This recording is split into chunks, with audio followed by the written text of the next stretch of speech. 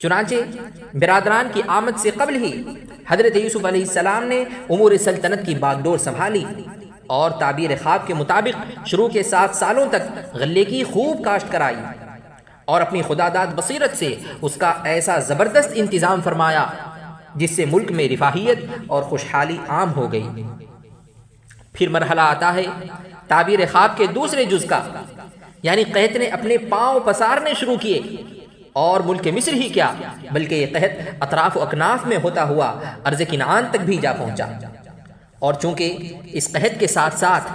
مصر کے والی و حاکم کی دانش مندی و حکمت عملی کا شہرہ اور تقسیم غلہ کی خبریں بھی دور دور تک پہنچ رہی تھیں، اس لیے کنعان سے برادران یوسف نے بھی غلہ لینے کی غرض سے رخت سفر باندھا اور دربار یوسفی میں حاضر ہو گئے۔ اب چند تدبیری مراحل طے کر کے یہ برادران حاکم مصر یوسف علیہ السلام کے سامنے پیش ہوئے، اور یوسف علیہ السلام کی امید کے عین مطابق برادران تو حضرت یوسف علیہ السلام کی شناخت نہ کر سکے، کرتے بھی کیسے؟ یوسف تو شاہانہ تمکنت کے ساتھ مسند اجلال پر تھے، اور آج سے 40 سال پہلے ان بھائیوں کے گمان کے مطابق یوسف کی زندگی موت کے طوفان میں زبردست ہچکو لکھا چکی تھی، مگر حضرت یوسف علیہ السلام اپنے رب کے سچے وعدے کے بھروسے نہایت مطمئن تھے، سو اپنے نادان اور ناقدر بھائیوں کو فوراً پہچان لیا۔ شان نبوت دیکھیے کہ حضرت یوسف علیہ السلام نے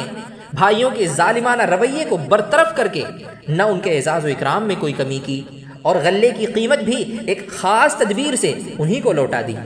تاکہ بھائیوں کے لیے دوبارہ آنے میں کوئی دشواری پیش نہ آئے، اور اپنے حقیقی بھائی بنیامین کو اپنے پاس لانے کے لیے بھائیوں کو ذرا ایک یہ ڈانٹ بھی لگا دی کہ آئندہ بغیر بنیامین کے یہاں آنے کی زحمت نہ کرنا، کیونکہ تم نے دیکھ تو لیا ہی ہے کہ میں بہترین مہمان نواز ہوں، سو اس کے طفیل تمہیں بھی غلہ اور دوں گا۔ ان برادران نے ایک طرف تو حاکم مصر حضرت یوسف علیہ السلام کا مہمان نوازی اور اعزاز و اکرام کا معاملہ دیکھا، اور دوسری طرف بنیامین کو نہ لانے کی صورت میں غلے سے محرومی کی دھمکی سنی، تو بادشاہ سے کہنے لگے کہ جب سے بنیامین کا بڑا بھائی یوسف گم ہوا ہے تب سے ہمارے باپ یعقوب علیہ السلام اس کو اپنے سینے سے لگا کر رکھتے ہیں، اور یوسف کی گمشدگی کا مداوع بنیامین کی موجودگی سے کرتے ہیں، سو ہم بنیامین کے باپ کی اس سے بے پناہ محبت کو دلاسا دینے کی بھرپور کوشش کریں گے، اور خود کو اس کا بہترین محافظ جتا کر اس کو آپ کے پاس حاضر کریں گے۔